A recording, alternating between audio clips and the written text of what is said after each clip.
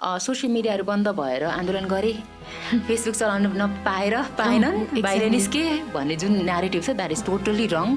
तर just in trigger point, त्यो trigger point मात्र हो. कम्प्लिटली ट्रु लिडरले चाहिँ समस्याको जरालाई पनि पहिचान गर्छ जस्तो लाग्छ मलाई चाहिँ है. टुप्पो मात्रै भाँच्ने होइन, हाँगा मात्रै भाँच्ने होइन, तपाईँले जरा नै उखाल्ने कोसिस गर्नु पर्यो.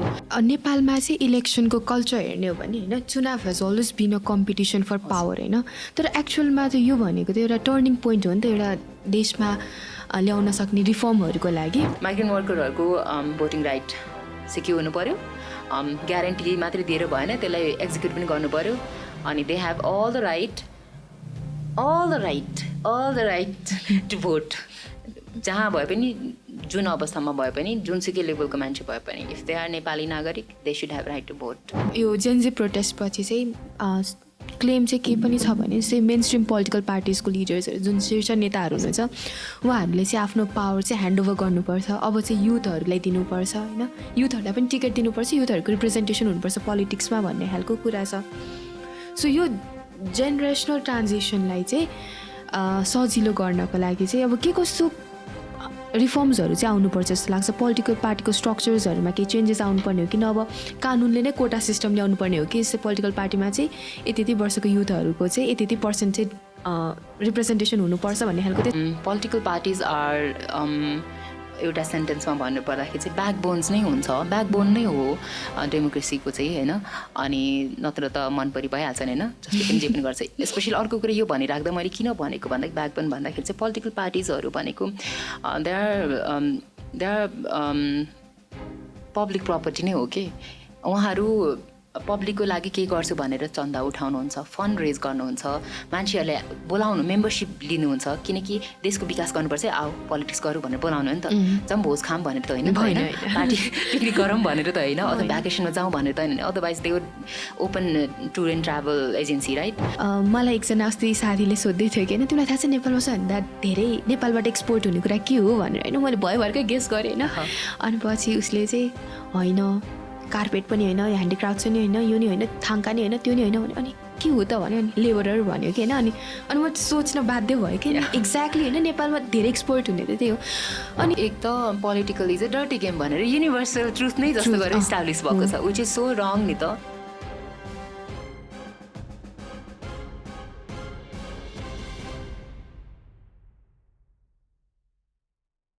नमस्कार, तन्नेरी डबलीमा यहाँहरूलाई स्वागत छ. म तपाईँहरूको होस्ट सुजिना धोजु.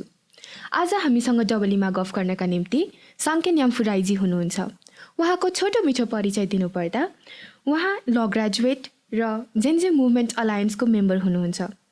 उहाँ अनुसन्धान, दस्तावेज तयारी, आन्दोलनका स्टेकहरूसँग समन्वय वार्ता गर्ने जस्ता कार्यमा सक्रिय रूपमा सहभागिता जनाउँदै सबै समुदायका लागि अझ न्यायपूर्ण, समानतामूलक र प्रतिनिधिमूलक शासकीय संरचना निर्माणमा योगदान पुर्याउँदै आउनुभएको छ. आउनुहोस् उहाँलाई स्वागत गरौँ. नमस्ते, thank you so much Sujina for having me and very excited for this podcast. म पनि धेरै नै एक्साइटेड छु. सो हामी सुरु गरौँ. भदौ 23 र 24 गते भएको जेन्जी आन्दोलनपछि नेपालको पोलिटिकल ल्यान्डस्केप अलिकति चेन्ज भएको छ होइन. सो तपाईँ अहिलेको करेन्ट पोलिटिकल सिनारियोलाई चाहिँ कसरी हेर्नुहुन्छ? आई थिङ्क यो 2 दिनको भयो आन्दोलन त, but then this is the big revolution नै भनेर लिँदा हुन्छ जस्तो लाग्छ मलाई. That's what's happening. अनि अर्को कुरा चाहिँ धेरैजनाले भन्नुहुन्छ यो आन्दोलनपछि जेएनजीहरूले आन्दोलन त गरे तर केही पनि स्थापित गर्न सकेका छैन अहिलेसम्म ठोस तरिकाले भन्छन्. बदन हामीले पुरानो कुरालाई डिसमेन्टल गर्न खोजेको र नयाँ कुरालाई पुनर्निर्माण गर्न खोजेको अथवा डेमोक्रेसीलाई फेरि पनि हामीले पुनस्थापना अथवा पुनर्निर्माण गर्न खोजिरहेछौँ. डेमोक्रेटिक लिटरली अनि त्यसपछि प्राग्मेटिकल्ली एभ्री वेमा चाहिँ एउटा कम्प्लिट डेमोक्रेटिक नेसन हुनु पर्यो अथवा राज्य संयन्त्र बन्नु पर्यो, सरकार बन्नु पर्यो, जनताको पनि त्यही लेभलको जनजीवन हुनु पर्यो भन्ने तरिकाले चाहिँ रिकन्स्ट्रक्सन भइरहेको छ. सो रिकन्स्ट्रक्सन टेक्स टाइम होइन. लट अफ कन्फ्लिक्ट पनि हुन्छ बिचमा. कन्फ्लिक्ट भन्ने कुरा त इनेभिटेबल नै हो, सबैलाई थाहा छ समाजमा. स्पेसली दुईजना व्यक्तिबिच चाहिँ यति धेरै कन्फ्लिक्ट हुन्छ भने यो त पुरा देशको कुरा हो, राजनीतिक कुरा हो, आर्थिक कुरा हो, सामाजिक कुरा हो, कल्चरल कुरा हो. There are a lot of things त्यही भएर अलिअलि कन्फ्लिक्टहरू देखिरहेछ. That's possible, that's like natural possible कुराहरू नै हो होइन, इम्पोसिबल कुरा होइन. त्यसमा आश्चर्य मान्नु पर्दैन, पनि त्यसलाई व्यवस्थापन कसरी गर्ने भन्ने यस्तो यस्तो कुराहरू छ.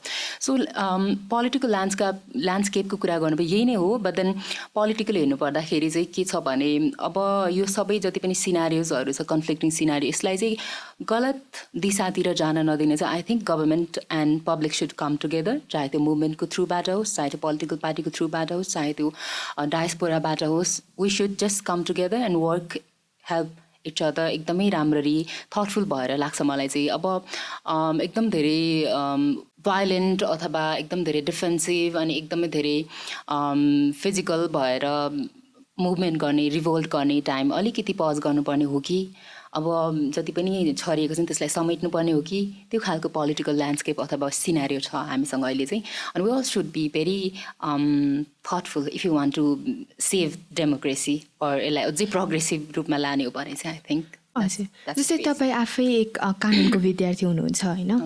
अब अहिले मार्केटमा भनौँ वा समाजमा भनौँ एउटा एकदमै उठेको प्रश्न भनेको चाहिँ यो अहिलेको गभर्मेन्टको चाहिँ कन्स्टिट्युसनालिटी नै छैन, लिगालिटी नै छैन, यो चाहिँ यसको फर्मेसन चाहिँ भएन भनेर चाहिँ प्रश्न उठिरहेको छ होइन. सो तपाईँको विचार के छ यसमा? यु नो अलरेडी होइन सुजिना, बिङ अ ल स्टुडेन्ट अर ल लिगल ब्याकग्राउन्डबाट हामीले रुल अफ ल एकदम धेरै फर्स्टमा काउन्ट गर्छ. यो यस्तो असाधारण पोलिटिकल सिचुएसन भइदियो, क्राइसिस भइदियो कि there were lot of fear कि पोलिटिकल भ्याकुम हुन्छ, पावर भ्याकुम हुन्छ. त्यतिखेर हामी जियो पोलिटिकली पनि कस्तो अवस्थामा छौँ भनेर कसरी पनि सिकाइराख्नु पर्दैन. बच्चालाई थाहा छ कि हामी कुन लेभलमा छौँ भनेर होइन. जियो पोलिटिकली दुईवटा ठुलो शक्तिको बिचमा छौँ. We should be very careful and diplomatic as well. अनि आफ्नै कन्ट्रीभित्र पोलिटिकल भ्याकुम नहोस्, पावर भ्याकुम नहोस् भन्ने एउटा नेसेसिटी, एकदम डायर नेसेसिटी भएको कारणले चाहिँ we had to do this.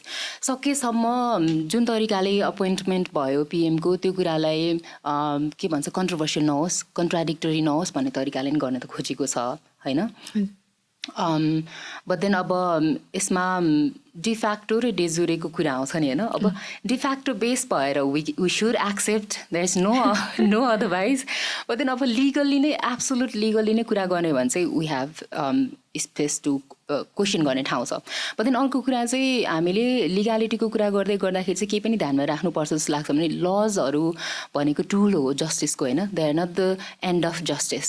Exactly. त्यही भएर लजहरू किन अमेन्ड हुन्छ त होइन, किन आउटडेटेड हुन्छ त, because they are just tool, they are just means. So तपाईँको जब कानुनले तपाईँको जस्टिस इस्टाब्लिस गर्न हेल्प गर्दैन त्यतिखेर maybe we should go beyond that somehow. अब त्यो कसरी इन्टरप्रेट हुन्छ त्यो थाहा भएन, but that's what has happened. अनि आई थिङ्क अब हामीले स्वीकार गर्नुबाहेक अर्को कुनै पनि अप्सन छैन. अनि अब जे छ हामीसँग यसलाई चाहिँ फ्रुटफुल अनि मिनिङफुल्ली अनि मोर के भन्छ फाइदाजनक तरिकाले चाहिँ कसरी काम गर्नेतिर लाग्नु पर्ला रादर देन क्वेसनिङ. एक्ज्याक्टली. किनभने constitution is always all about interpretation जस्तो लाग्छ कि होइन मलाई. ल पनि के सो सिचुएसन हेरेर न त ल बन्ने हो होइन. अनि अब अहिलेको सिचुएसन हेर्दाखेरि चाहिँ हामीलाई अब कन्स्टिट्युसनलिजम अपहेल्ड गर्ने हो कि अब चाहिँ देशमा चाहिँ सुशासन होइन त्यसपछि पिस चाहिँ इस्टाब्लिस गर्ने हो भन्ने क्वेसन पनि छ. सो त्यो हिसाबले गर्दाखेरि चाहिँ मलाई अब रिटै परिसकेको अवस्था छ होइन. त्यो रिट खारेजै होस् होइन, चुनाव होस् भन्ने खालको चाहिँ मेरो पनि एउटा अपेक्षा छ होइन. सो अर्को प्रश्न साङ्केनजी, जस्तै प्रोटेस्ट पनि भयो, सेटलमेन्ट भयो, अन्तरिम सरकार गठन भयो होइन. सो अब वाट नेक्स्ट के, अब नेपालको रोडम्याप के हो त? अब जुन जेन्जी आन्दोलन भयो त्यसको एजेन्डालाई चाहिँ अन्तरिम सरकारले सम्बोधन गर्न चाहिँ के गर्नुपर्छ होला?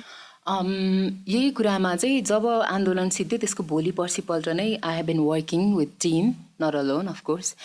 धेरै मान्छेहरूसँग, धेरै साथीहरूसँग, most of them I would like to shout out कि केटीहरू नै छन् यसमा यो डकुमेन्टेसन, रिसर्च एन्ड नेगोसिएसनमा काम गर्ने. द्याट डजन्ट केटा मान्छेहरू काम गरिरहेछन्, दे आर वर्किङ आफ्टर स्पेसमा, they are trying to build the networking.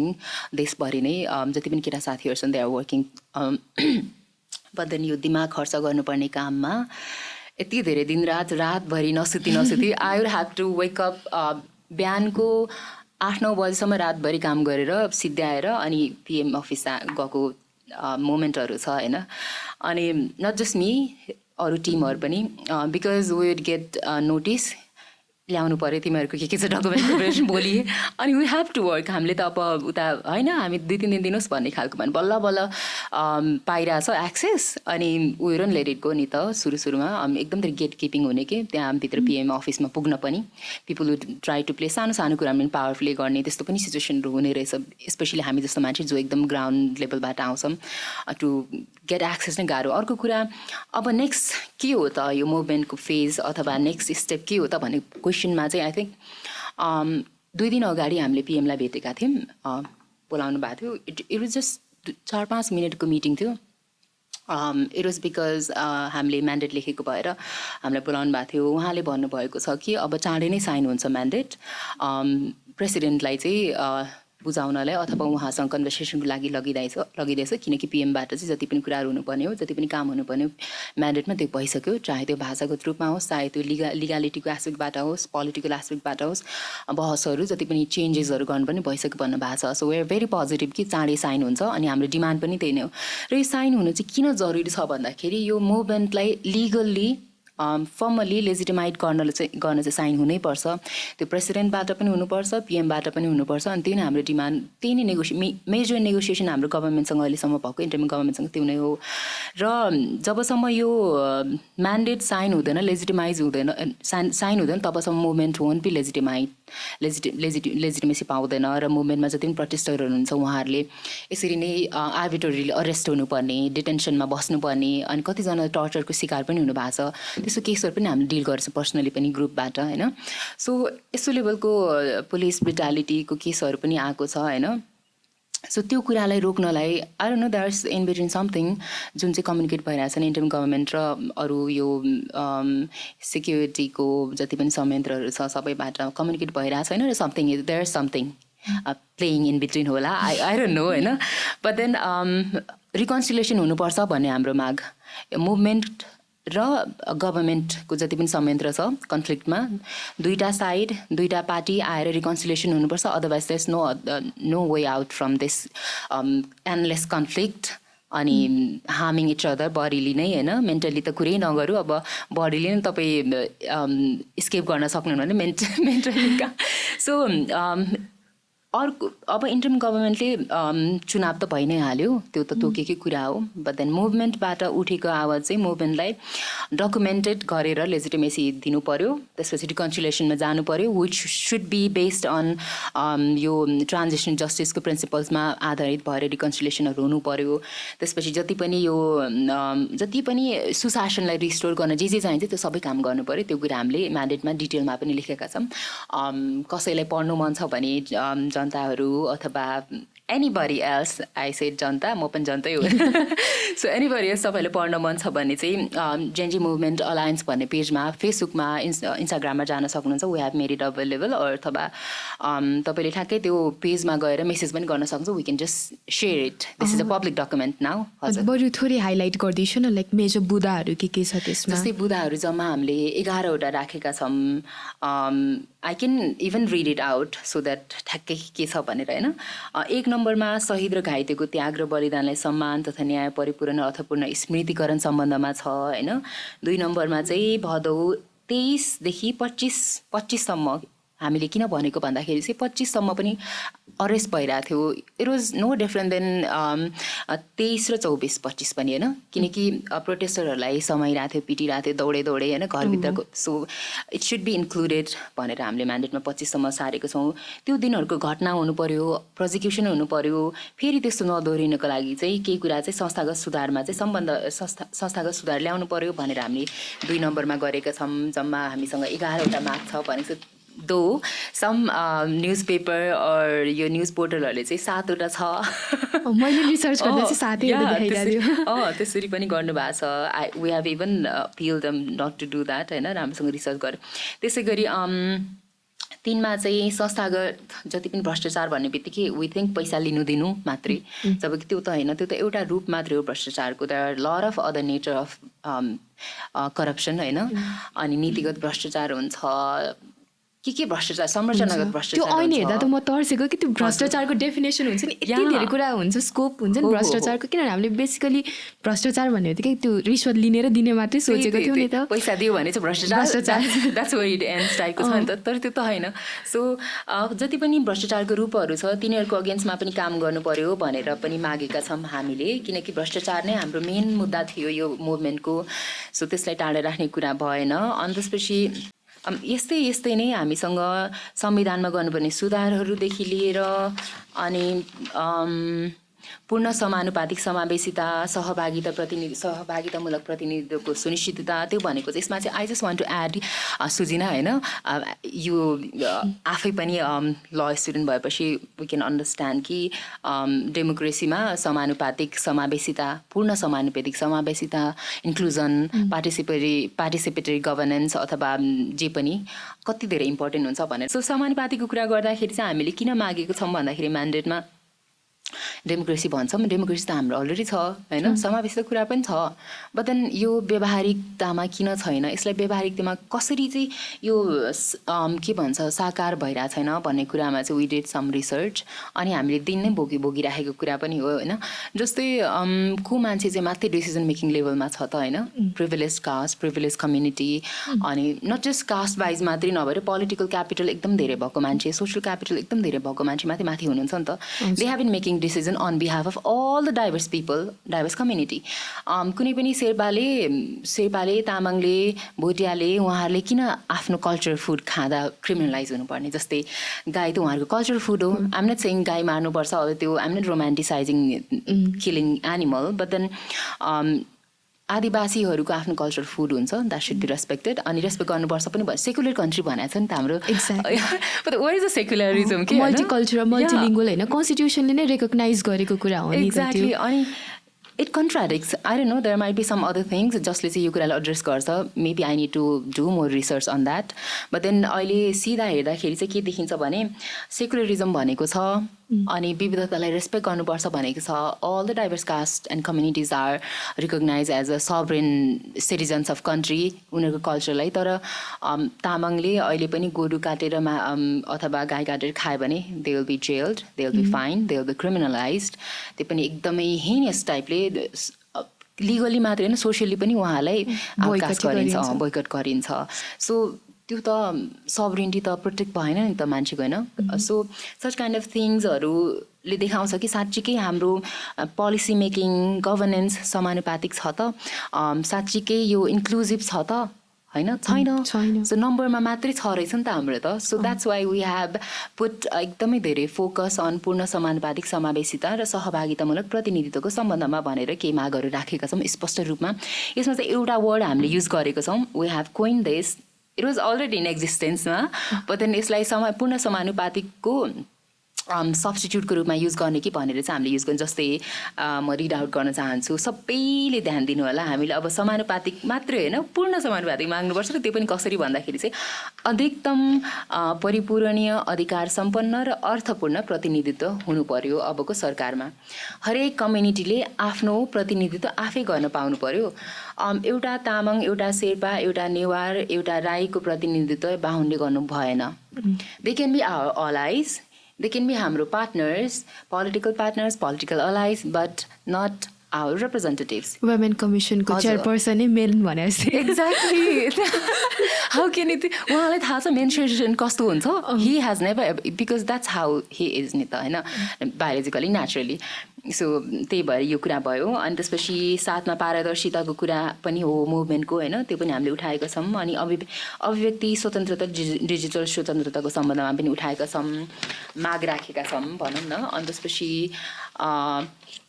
अब त्यस 9मा चाहिँ सम्झौताको कार्यान्वयन कसरी हुने बाधा पुगेको नमानिने 10मा 11मा चाहिँ राष्ट्रपतिको भूमिका भनेर पनि हामीले जम्मा 11वटा माग राखेका छौँ जस्तै राष्ट्रपतिको भूमिका किन छुट्टै राख्यो भनेर भन्दाखेरि चाहिँ बिकज हाम्रो राष्ट्रपतिसँग सेरेमोनियल पावर मात्रै छ एक्जिक्युटिभ छैन होइन द्याट्स वाइ संवैधानिक तरिकाले नियुक्ति हुनुभएको नि उहाँ नै हो सो उहाँबाट नै लेजिटिमेसी आउँछ भनेर पनि हामीले यो फाल्टै एउटा नम्बर पनि राखेका हौँ सो मुभमेन्टको जे माग थियो त्यो सबै कुरालाई चाहिँ हामीले डकुमेन्ट गरेर चाहिँ माग राखेका छौँ म्यान्डेटमा this mandate is not just जसले काम गर्यो मैले काम गरेँ साथीले काम गर्यो उनीहरूको मात्रै होइन this is the mandate or demand or soul of this whole Gen Z movement. यसमा हामीले Gen Z movement alliance अनि त्यसपछि council अनि त्यसपछि front स्पेसली 3वटा डिफ्रेन्ट बिगर ग्रुप जुन छ अहिले मुभमेन्ट पछि बनेको फर्म भएको सबैजना सँगै आएर चाहिँ हामीले बुझाएका छौँ काम गर्ने कोसिस गरेका छौँ सो द्याट इन्टरिम गभर्मेन्टलाई हेल्प होस्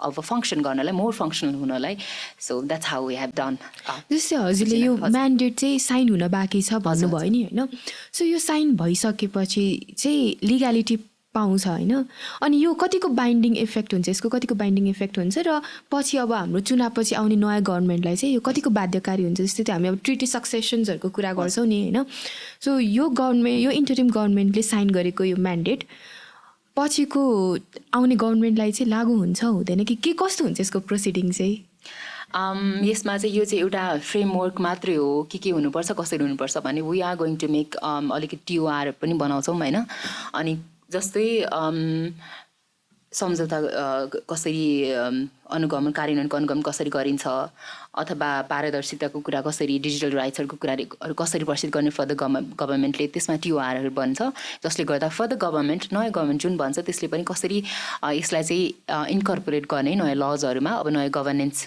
सिस्टममा भन्ने कुराहरू विल बी इन्ट्रोड्युस्ड अनि अर्को कुरा चाहिँ लेजिटिमेसी कम सुड जेनरली हेर्दाखेरि चाहिँ विल कम फ्रम प्रेसिडेन्टको सिग्नेचर प्रेसिडेन्टले जब इन्डोर्स गर्नुहुन्छ आफ्टर द्याट लेजिटिमेसी आउँछ म्यान्डेटमा होइन यो एउटा कुरा क्लजमा के लेखेको रहेछ भने अर्थपूर्ण स्मृतिकरणका लागि अर्थपूर्ण सहभागिता होइन सो अल्दो यो एकदमै सब्जेक्टिभ टर्म भयो होइन so what according to you is meaningful participation यो के कुराले चाहिँ जस्टिस दिन्छ होला यो मिनिङफुल पार्टिसिपेसन हुनको लागि एकदमै important question thank you for asking I might have forgotten भयो सो कस्तो अर्थपूर्ण भनेको चाहिँ जस्तै टोकनिजम छ नि त अहिले त होइन जस्तै पार्लियामेन्टमा हेर्नुहोस् त्यहाँ वुमनहरूलाई सिट दिन्छ समानुपातिकमा स्पेसल्ली होइन धेरै जस्तो समानुपातिकमा दिन्छ अनि त्यसपछि ल डिरेक्टली दिँदा पनि there are very few seats दिन्छ just because so that they can say कि कति कराइरहेको तिमीहरू छ त दिएको seat but then did you ever invest तपाईँले कुनै पनि resource time mechanism or anything in order to make them powerful and efficient enough to work त्यो टेबलमा गएर तपाईँले सिट दिनुभयो त्यो सिटमा बसेको मान्छेलाई आफ्नो अथोरिटी युज गर्न सक्ने तरिकाले इम्पावर गर्नु भएको छ त छैन नि कुनै पनि न कुनै पोलिटिकल पार्टीले त्यो काम गराएको छ न सरकारले गराएको छ they are giving all the rights कन्स्टिट्युसनमा राइटहरू यति धेरै छ होइन हाम्रो लागि छ राइट्सहरू वी क्यान सी ओहो कस्तो राम्रो संविधान भन्ने ठाउँ पनि छ वर्ल्डको बेस्ट कन्स्टिट्युसन नै भनिन्छ नि वी ह्याप्पीली हामी भन्छौँ नि त होइन डिफेन्ड गर्छौँ बट देन कम्युनिटी वाइज कुरा गरौँ जेन्डर वाइज कुरा गरौँ इकोनोमिकल ब्याकग्राउन्ड वाइज कुरा गरौँ जो पनि मार्जिनलाइज ब्याकग्राउन्डबाट आउनुहुन्छ उहाँलाई सिट दिन्छ चाहे त्यो रिजर्भेसन थ्रु होस् चाहे त्यो अरू जे थ्रु होस् उहाँहरूलाई अर्थपूर्ण चाहिँ दिँदैन किन भन्दाखेरि they just never have that power एकदम इन्फ्लुएन्सियल पावर हुँदैन उहाँहरूलाई जस कारण चाहिँ डिसिजन मेकिङमा पोलिसी मेकिङमा अनि अथोरिटीको पावरफुल एक्सर्साइजमा उहाँहरूको एक्सेसै हुँदैन कि अनि रिसोर्सेसहरूमा एक्सेस हुँदैन कसको हुन्छ पोलिटिकल पार्टीमा जो हेड हुन्छ उसको एक्सेस हुन्छ और जो मान्छेको already political social economic capital higher हुन्छ उहाँहरूको हुन्छ उहाँले डिसिजन बनाउँछ अरूले फलो गर्नुहुन्छ जस्तै यो पार्टीगत यो दलीयकरणको पनि यति धेरै समस्या छ कि आफ्नो दलमा कसैले गलतै गरेछ भने पनि सही भन्नुपर्ने होइन अनि समानुपातिकबाट गएपछि वेन यु डोन्ट नो तपाईँको अथोरिटीको पावर कुन लेभलमा छ सीमा कहाँ हो लिमिट के हो तपाईँको अथोरिटीको भन्ने थाहा हुँदैन नि त जसलाई तपाईँले पोलिटिकली एजुकेट नै गर्नु भएको छैन ट्रेन नै गर्नु भएको छैन स्किल नै बनाउनु भएको छैन भने त्यो मान्छेले कसरी क्वेसन उठाउँछ because that person will never know कि प्रश्न कहिले उठाउनु पर्ने कहाँ उठाउनु पर्ने यो उठाउँदा मेरो परिणाम के हुन्छ मैले कसरी पावर प्ले गर्नुपर्ने हो नेसेसरी पावर प्ले कसरी गर्नुपर्ने हो भन्ने थाहा हुँदैन द्याट्स वाइ पार्टिसिपेसन छ बट इट्स नट मिनिङफुल कुनै अर्थै भएन अस्तित्वै भएन नि त्यहाँ सिट मात्रै दिएको त किनकि उहाँले त जुन कामको लागि सिट दिएको महिलालाई किन सिट दिन्छ सो द्याट महिलाको इस्युजहरू माथि पुगोस् महिलाहरूको बिहाफमा प्रोग्रेसिभ मिनिङफुल अनि प्राग्मेटिक डिसिजनहरू बनोस्, पोलिसिजहरू बनोस् भनेर दिन्छ नि त महिलालाई होइन, नत्र पुरुषले नै सबै कुरा बनाओस् न त होइन। त्यही त। तर महिलाले किन त्यो लेभलमा कन्ट्रिब्युट गर्न सकिरहेको छैन त, त्यो त्यहाँ गएर, अथवा किन दिँदैन त? Because we are not given that level of power, authority सबभन्दा पहिला त जसले बुझेको छ उसलाई पनि, र जति पनि आउनुहुन्छ उहाँहरूलाई प्रिपेयर गरिँदैन, तयार गरिँदैन। That's why it is not meaningful participation. जुन पार्टिसिपेसन छ हामीसँग यसलाई मिनिङफुल चाहिँ बनाउनुपर्छ भन्ने चाहिँ अबको मुभमेन्टको नयाँ अनुहार हो कि जस्तो लाग्छ। हो कि होइन? हो नै हो। जस्तै हजुरको म्यान्डेटमा पनि उल्लेख रहेछ होइन। प्लस यो भनेको अहिलेको एकदमै, अहिले मात्र होइन, यो हरेक चुनावमा चाहिँ आउने डिबेट हो होइन। जस्तै नन रेसिडेन्ट नेपालीहरूको पनि भोटिङ राइट हुनुपर्छ भनेर। सो तपाईँको विचारमा चाहिँ जस्तै पहिला पनि रिट पढिसकेको विषय हो यो होइन, पाउनुपर्छ भनेर, अनि त्यसपछि सर्वोच्च अदालतले डिरेक्टिभ अर्डर पनि दिएको थियो। तर पनि किन चाहिँ नेपाल गभर्मेन्ट चाहिँ रेजिस्ट गरिरहेछ होइन? हाम्रो एडमिनिस्ट्रेटिभ क्यापेसिटी नभएर हो कि लजिस्टिकली पोसिबल नभएर हो कि के गर्दाखेरि चाहिँ हाम्रो जस्तै यो नन रेसिडेन्ट नेपालीहरूलाई चाहिँ भोटिङ राइट्स दिएको छैन, र किन दिनुपर्छ, र यसको तर च्यालेन्जेसहरू पनि के हुनसक्छ जस्तो लाग्छ? मलाई के लाग्छ भने यो आप्रवासीहरूलाई दिने भोटिङ राइट एउटा एक त फन्डामेन्टल राइट हो, राइट टु भोट भनेको, भोटिङ राइट भनेको। बाहिर जति पनि स्पेसली खाडी मुलुकमा दुःख गर्नुहुन्छ, विदाउट त्यो यस्तो एक्सट्रिम लेभलको लेबर छ नि, एक्सप्लोइटेसन छ नि उहाँहरूलाई, हामी जस्तो मान्छेले जसले हुन्छ नि we are in higher level of प्रिभिलेजकै कम्पेयर गर्दाखेरि त होइन, उहाँहरूसँग कम्पेयर गर्दा हाम्रो लाइफ त कति सुख छ उहाँहरूलाई हेर्दाखेरि त। दे डु यति धेरै हाई रिस्कमा एक्सट्रिम लेभल अफ त्यो भल्नरेबिलिटीको सिचुएसनमा काम गर्नुहुन्छ। दे सेन्ड अस मनी जसले चाहिँ हाम्रो नेपालको आर्थिक अवस्थालाई धानेको छ। अनि त्यो भएर मात्रै उहाँलाई भोटिङ राइट दिनुपर्छ भनेको होइन just because they are sending money त्यही भएर भोटिङ राइट दिउँ भन्नु is like so lame and shallow होइन। अनि पथेचिक पनि लाग्छ मलाई होइन, किनकि उहाँहरू सबैभन्दा पहिला त हाम्रो नागरिक हो होइन। यो उहाँहरूले दुःख गर्नुहोस् नगर्नुहोस् उहाँले त्यो राइट पाउनुपर्छ, त्यो एकदम जायज कुरा हो। त्यसमा कुनै पनि दुई मत हुनु हुँदैन। यदि तपाईँले दुई मत राख्नुहुन्छ भने तपाईँ जनप्रेमी होइन, तपाईँ राष्ट्रप्रेमी होइन, तपाईँलाई संवैधानिकताको मतलब छैन, जनताको मतलब छैन, त्यसमा दुई मत रहेन फेरि होइन। So it is a fundamental right, constitutionally guaranteed right, त्यही भएर हुनु पर्यो। अर्को कुरा मैले भनिहालेँ, दे आर द पिपल जो नेपालको आर्थिक व्यवस्थाको ब्याकबोन नै हुनुहुन्छ होइन। बिकज अफ देम हाम्रो जिडिपी उकासिन्छ अलिअलि भए पनि होइन। अनि त्यही भएर पनि उहाँलाई दिनु पर्यो। अर्को कुरा, दे आर द पिपल जो एकदम मार्जिनलाइज मान्छे हुनुहुन्छ नि। कोही पनि करोडपतिको छोराछोरी त खाडी मुलुकमा गएर लेबर गर्दैन होइन, पसिना जोगाउँदैन, मरेर त्यो बाकसमा आउँदैनन्। उहाँहरू त त्यहाँको सबैभन्दा सफिस्टिकेटेड प्लेसमा गएर भ्याकेसन मनाएर आउनुहुन्छ होइन। So they are the people who should be prioritize. जब अधिकारको कुरा आउँछ, सुनिश्चितताको कुरा आउँछ, अधिकार सुनिश्चितताको कुरा आउँछ, they are the people who should be prioritize, protected. अनि उहाँहरूको बिहाफमा यो राइटहरूको कुरा पनि प्रमोट हुनुपर्छ। त्यही भएर भोटिङ राइट पनि उहाँहरूको सुनिश्चित हुनुपर्छ भन्ने हो। अर्को कुरा, हाम्रो चाहिँ म्यान्डेटमा पनि हामीले as you have already said, म्यान्डेटमा पनि हामीले आप्रवासीहरूको भोटिङ राइट सुरक्षित हुनुपर्छ भन्ने कुरा चाहिँ यति धेरै वर्ष भइसक्यो। नेपाल गभर्मेन्टले किन गरेन भन्ने अर्को प्रश्नमा चाहिँ एक त तपाईँले देख्नुभयो कि हाम्रो पूर्व प्रधानमन्त्रीलाई एलजिबिटिक्यू प्लस भनेको के हो पनि थाहा थिएन। So it's an embarrassing right. हामीले उहाँ जस्तो मान्छेलाई हाम्रो देशको बागडोर सम्हाल्न दिइरहेको थियौँ कि जसलाई बेसिक फन्डामेन्टल ह्युमन राइट्ससँग रिलेटेड कुरा थाहा छैन। उहाँले संवैधानिकताको के आधार समान राख्नु होला, के नाम राख्नु होला कि। अनि अस्ति भदौ 23 र 23 गते जसरी 6 घन्टा नपुग्दाखेरि नि मान्छेहरू कतिजना मारियो, त्यसमा पनि जुभेनाइल्सहरू। त्यस्तो मान्छे, त्यस्तो सरकारले यो आप्रवासीहरूको भोटिङ राइटको कुरा के सोच्नुला। That's it didn't happen so far जस्तो लाग्छ मलाई। राज्य संयन्त्रमा गलत मान्छे पुगिदिनले, असक्षम मान्छे पुगिदिनले, गैर जिम्मेवार मान्छे पुगिदिनले, भ्रष्टाचार मान्छे पुगिदिनले नै यो ह्युमन राइट्सहरू, बेसिक फन्डामेन्टल राइट्सहरू सबैभन्दा एक्सपेन्सिभ व्यापार बनेका हुन् जस्तो लाग्छ मलाई। जस्तै human rights, food, education, water अनि हेल्थ त सबैभन्दा एक्सपेन्सिभ थिङ हो नि त होइन। जबकि they are suppose to be the cheapest thing, most feasible, accessible thing. तर सबैभन्दा फाइदा कमाउने बिजनेस के हो? Education. Exactly. You pay everything, लास्टमा अझै मिसलेनियस हुन्छ. What is that miscellaneous? I ask every time कि जब बिल्स के हो यो मिसलेनियस? जे जेको म युज गर्छु त्यसको मैले पे गरिसकेँ त मैले. Am I suppose to pay again every time त्यो?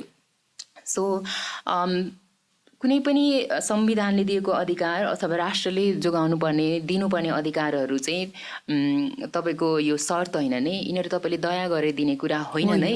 तपाईँसँग भिख माग्नु पनि तपाईँको जेनरसिटीको आउटकम होइन है. यो हाम्रो हक हो, नैसर्गिक हक हो, जन्मजात हक हो. र यसको यो हकलाई सुरक्षित गर्नलाई मेहनत पनि गर्छ कि जनताले.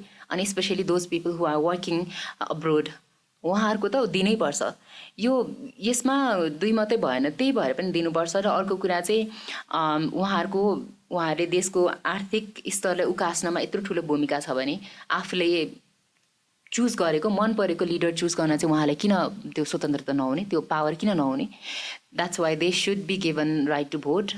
अनि अर्को कुरा यसमा यो सुजिना जस्तै यसको लुप होल्स पनि हुनसक्छ होइन.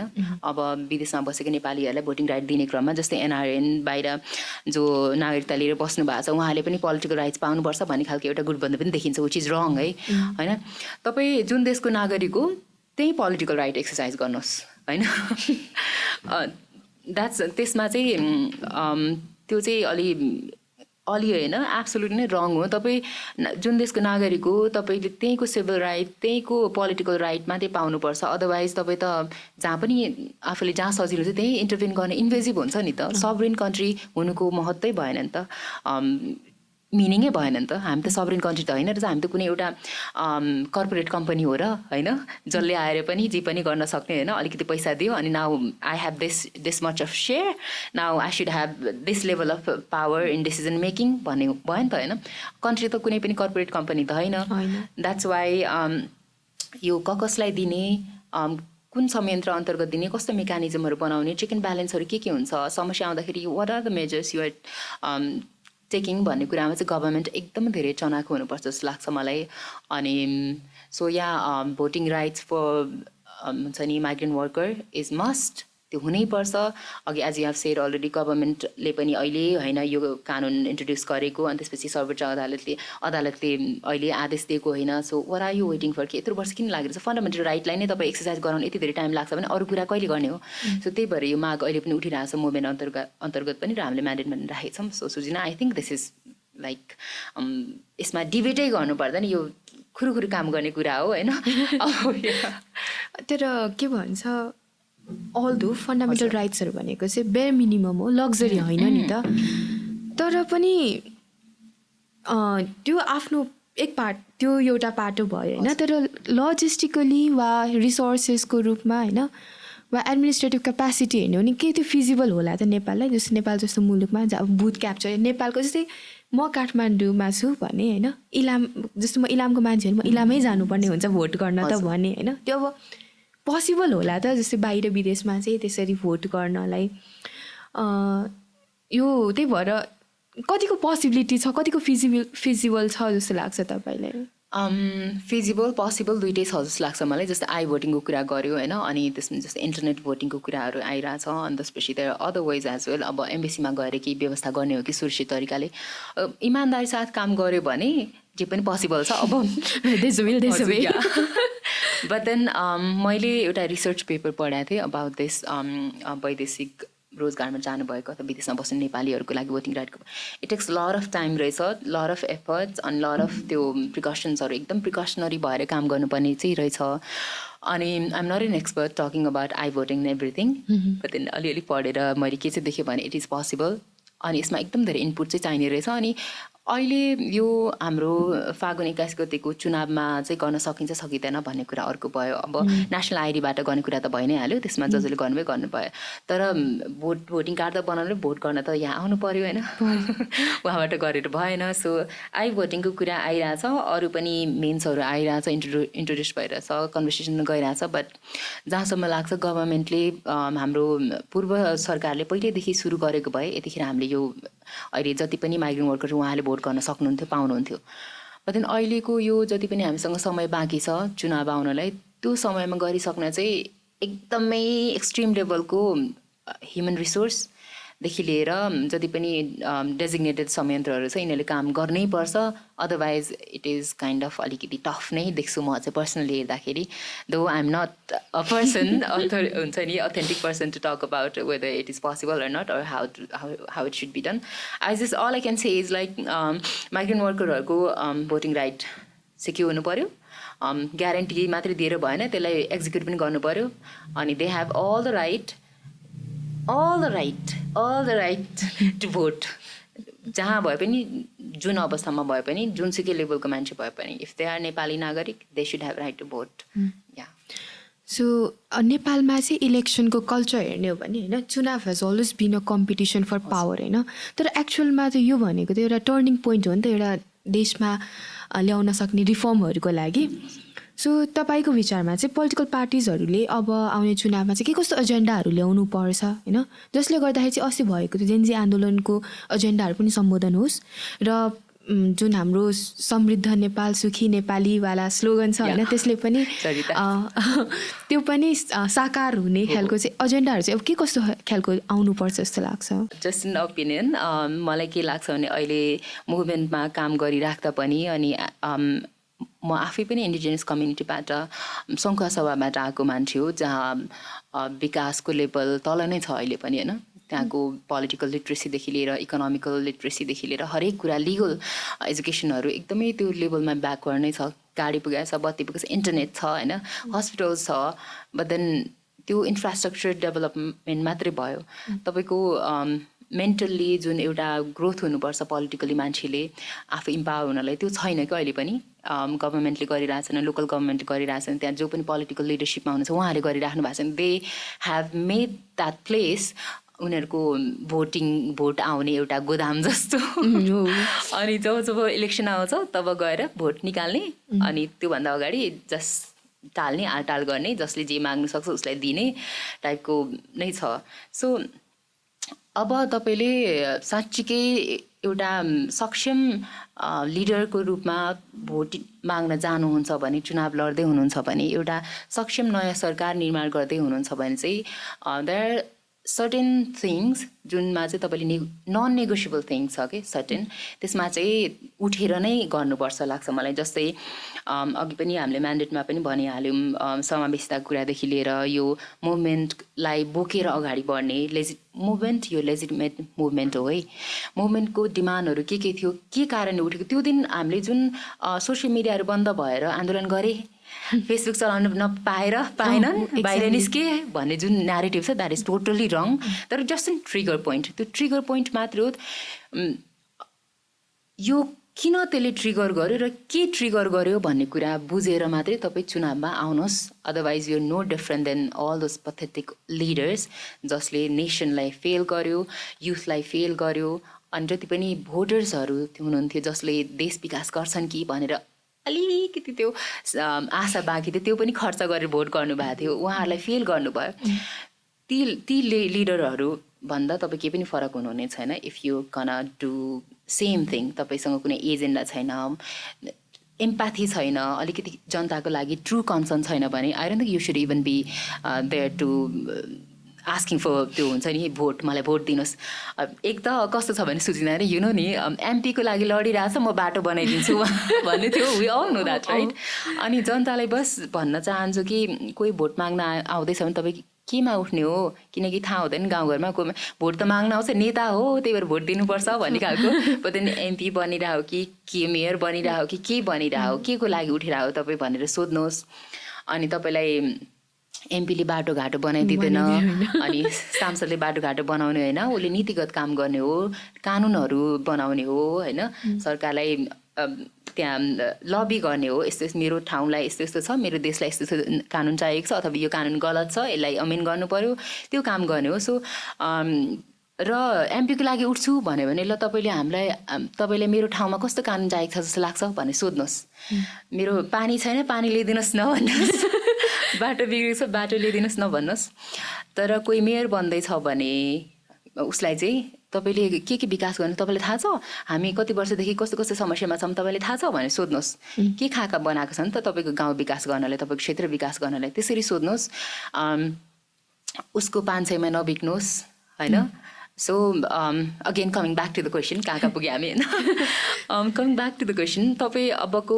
इलेक्सनमा कस्तो खालको एजेन्डाहरू लिएर आउनुपर्छ, नयाँ सरकार बनाउने क्रममा कस्तो खालको एजेन्डाहरू उठाउनुपर्छ भन्दाखेरि चाहिँ हामीसँग डेमोक्रेसी छ, इस्टाब्लिस छ, कन्स्टिट्युसनलाइज छ र यो डेमोक्रेसीलाई चाहिँ चरितार्थ बनाउनलाई के गर्नुपर्छ अथवा सुशासनको कुरा विधिवत हुनुपर्छ, पावर डिसेन्ट्रलाइजेसनको कुरा, यो फेडरलिजमको कुरा सबै छ. फेडरलिजम मान्छेले कतिजनाले गलत तरिकाले बुझ्नुहुन्छ. This is the extended form of democracy भन्छु है म चाहिँ.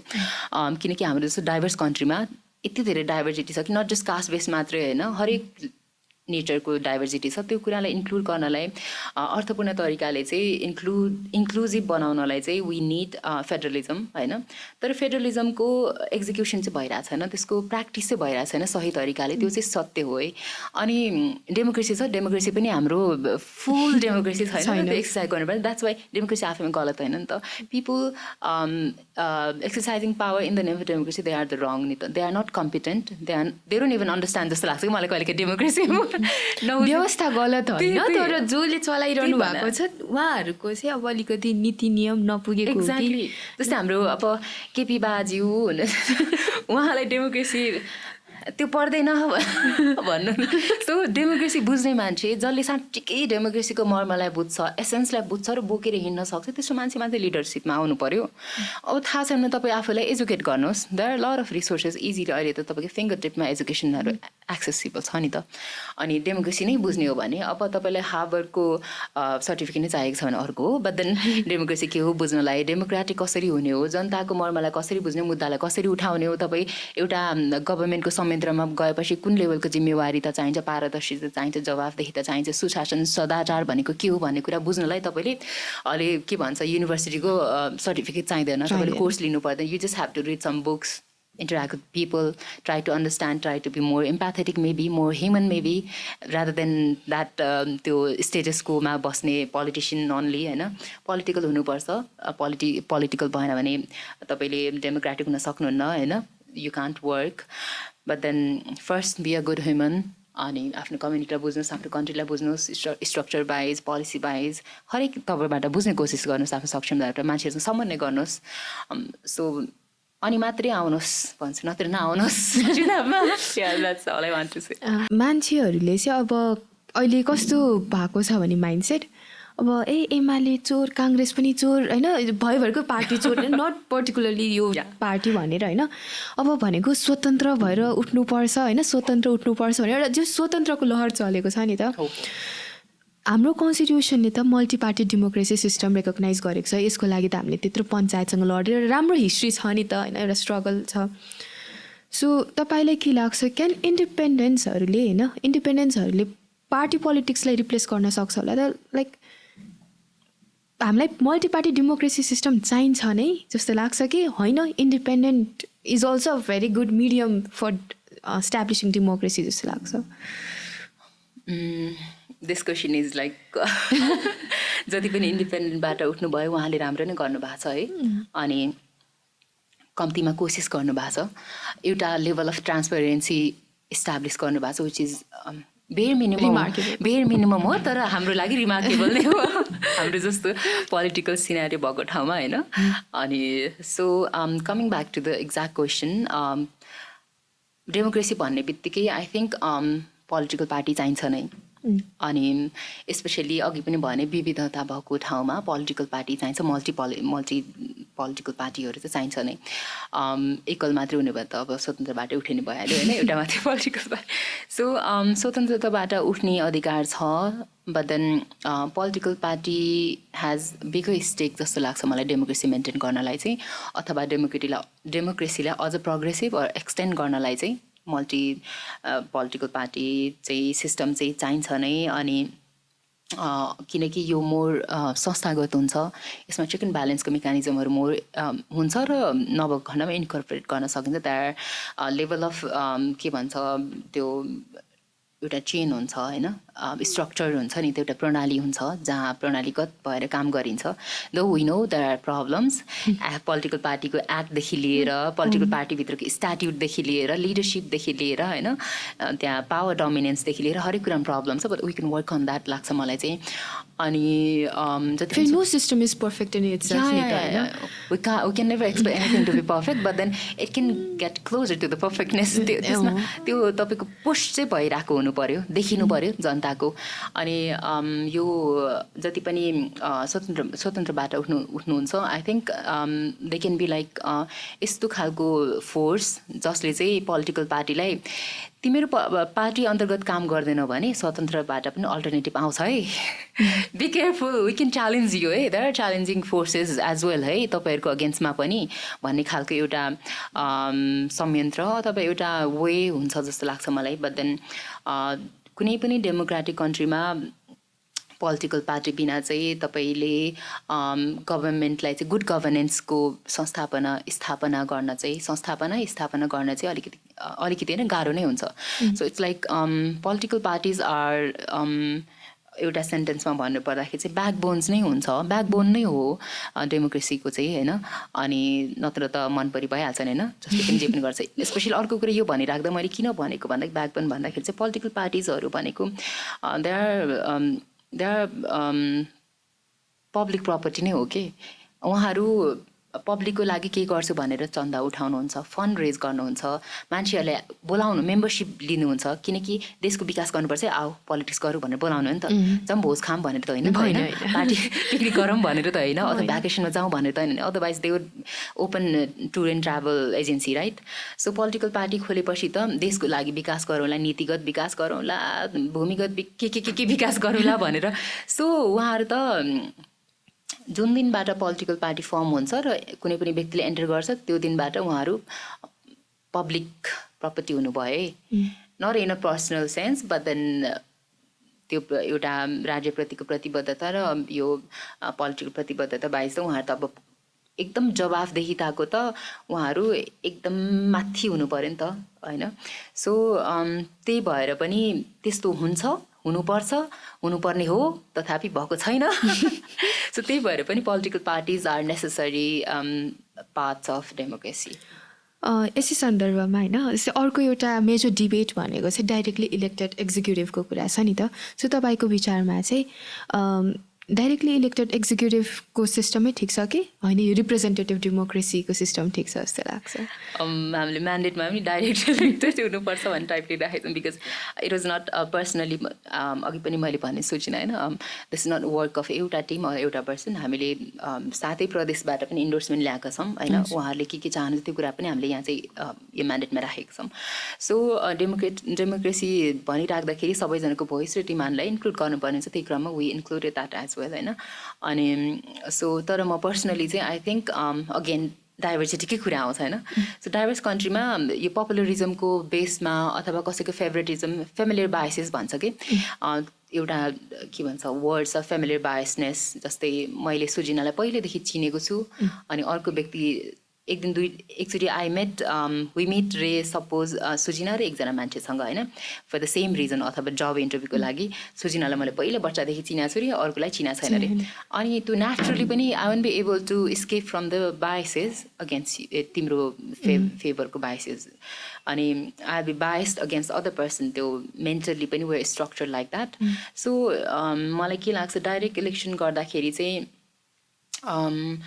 people will there be chance of एकदम अटोक्रेसी बढेर जाने हो कि अथोरिटेरियनिजम बढेर जाने हो कि टाइपको. किनकि कस्तो मान्छेले चाहिँ इलेक्टेड हुने चान्सेस हुन्छ भने जो मान्छे एकदम जनताबिच चाहिँ पपुलर छ, जनताले मन पराइरहेछ, एउटा के भन्छ पर्सनालिटी पोलिटिक्स भन्ने कुरा छ नि होइन.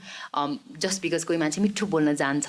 मैले हिजो अस्ति पनि एकजना उहाँको एउटा कन्टेन्ट हेरेर त्यहाँ के भनिरहेको थियो भने just because somebody knows how to speak मिठो चिटिक्कै हिँड्न जानेछ, आफ्नो के भन्छ अपोजिसन पार्टीलाई टक्क टक्क जवाफ दिन जानेछ. That's why some people think that person is perfect leader, जबकि त्यो नहुन पनि सक्छ नि.